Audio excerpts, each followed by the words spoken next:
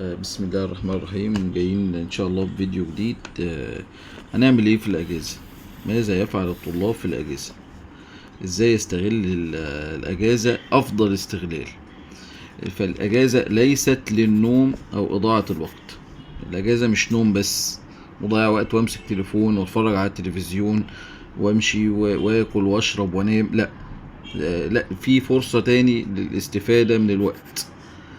الطالب الناجح لا يجعل الأجازة تضيع بلا فائدة، بل يستغلها في تطوير نفسه. ازاي يطور نفسه؟ ده اللي احنا هنتكلم عليه النهاردة. ازاي الطالب يطور نفسه في الأجازة الصيفية. طيب، الأجازة بدأت، والسؤال المهم، السؤال بقى المهم، بعد شهرين أو 3 هل هنفضل زي ما احنا، ولا هنكون جددنا من نفسينا؟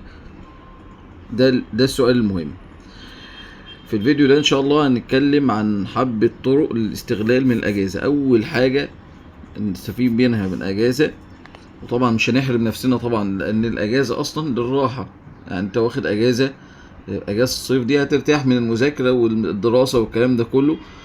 ولكن برضو مش هنسيبها على البحر، يعني لازم ايه ان احنا يعني نطور من نفسنا. اول حاجة وضع خطة نسير عليها طول الأجازة. لازم نحط خطة هنمشي عليها طول الأجازة ال4 شهور. تمام. والخطة دي ما تكونش تعجيزية. يبقى الخطة دي ليست تعجيزية. أنا مش هقول لك اقعد تذاكر طول اليوم. لا، لا، احنا عايزين ساعة واحدة بس. ساعة واحدة بس منك، يعني تطور فيها من نفسك. يعني تشوف نقط ضعفك فين، يعني تبحث عن نقط ضعفك اللي انت بتقع فيها في السنين اللي فاتت دي كلها، وتحاول تطور منها. زي ايه؟ طيب مثال. طيب ندي مثال الانجليزي اللي انت واقع فيه طول السنين اللي فاتت دي. فيها ايه لو مسكت كتاب انجليزي وحفظت شوية كلمات وحفظت شوية افعال وطورت من نفسي وبقيت شاطر في الانجليزي خلال الاجازة، بحيث ان انا اخش الدراسة ابقى افضل مما كنت. تمام. طيب دي اول نقطة، ان هي نحط خطة لايه نمشي عليها طول الاجازة، ما تكونش تعجيزية. تاني حاجة نتعلم مهارة جديدة. والمهارة دي ممكن تغير مستقبلك.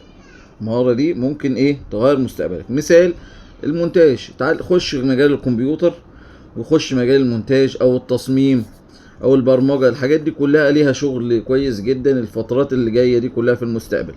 والتسويق الالكتروني. وزي ما قلنا كده الانجليزي، لازم تتعلم انجليزي. تمام. يبقى لازم تتعلم مهارة جديدة تفيدك فين. يعني ابدأ من الصفر. يعني مش عايزين منك، انا عارف ان انت على الابيض ما تعرفش ولا برمجة ولا انجليزي ولا اي حاجة. ابدأ من الصفر، ولكن بعد كام شهر خلال ال4 شهور دول هتحس ان انت بقيت واحد تاني لو انت بدأت. بس تبدأ صح، تحط خطة صح، وبعد كده تبدأ من الصفر. مش عايزين ان انت مش احنا بنقول لكش انت احمد زويل، احنا عايزينك تبدأ من الصفر، تعرف قيمة نفسك وتبدأ من الصفر. تمام. تالت حاجة القراءة. طبعا القراءة مفيدة جدا، ودي أول آية نزلت على النبي صلى الله عليه وسلم: اقرأ باسم ربك الذي خلق. ودي تجعل الإنسان أكثر فهما وإدراكا وثقافة. دي بتخلي الإنسان، بتوسع مدارك الإنسان. تمام. ومش عايزينك تقرا كتير، عايزين منك 10 صفحات. 10 صفحات دي يعني الصفحة هتاخد منك قد إيه؟ دقيقة، دقيقتين، يعني 10 دقايق، ربع ساعة في اليوم. في خلال شهر هتلاقي نفسك خلصت كتاب. ال10 صفحة دول في 30 يوم هتلاقي نفسك خلصت كتاب. ولكن يعني في نهاية الشهر هتحس ان انت حياتك اتبدلت. في كم معلومات هائل دخل مخك، خلاك اكتر ادراكا واكتر ثقافة. تمام. رابع حاجة ممارسة الرياضة. ممارسة الرياضة طبعا دي بتفرج عن النفس. الصحة نعمة طبعا، الصحة نعمة عظيمة. دي بتفرج بيها عن نفسك. انزل العب كورة مع اصحابك، ما قلناش حاجة. انزل العب في اي نادي، اتعلم سباحة. السباحة كويسة جدا. تمام. اجري. يعني الحاجات دي بتساعد على تحسين النفسية. الرياضة بتساعد على تحسين النفسية. تمام. خامس حاجة الاستعداد للعام الجاي بقى. تستعد للعام الدراسي الجديد. مش عايزين منك، مش هنضغط عليك طبعا ونقول لك اقعد ذاكر المناهج كلها. لا، اقرا بس عن المناهج على الاقل. اعرف المنهج ده فيه ايه والمنهج ده فيه ايه، يعني حتى لو ربع ساعة، نص ساعة في اليوم، لو ساعة يبقى كويس جدا. اقرا كل منهج بيتكلم عن ايه. مش عايزين منك ايه ان انت ايه يعني تقعد تذاكر طول اليوم. تمام. سادس حاجة تنظيم الوقت، وده اهم حاجة بقى، اهم نقطة، تنظيم الوقت.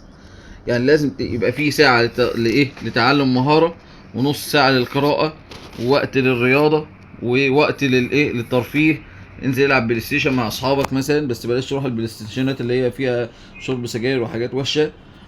الخروج مع اصحابك، انزل اتحرك مع اصحابك، امشوا اتفرجوا على الهدوم، الكلام ده كله. تمام. لازم تنظم وقتك، لازم اليوم تعرف ان هو ماشي ازاي، وما بقاش زي الصنم ماسك التليفون، وافضل ماسك التليفون بالخمس والست ساعات في اليوم، وعمال منشن لدون واعمل تعليق لدون واعمل لايك لدون، وما اعملش حاجه جديده. تمام. يبقى الاجازه ليست فتره لقتل الوقت، الاجازه ليست فتره لقتل الوقت، بل فرصه لبناء نفسك. ابني نفسك، اتعلم مهاره جديده، اتعلم انجليزي، اتعلم برمجه، اتعلم اي حاجه، طور من مهاراتك، استعد لمستقبلك. تمام.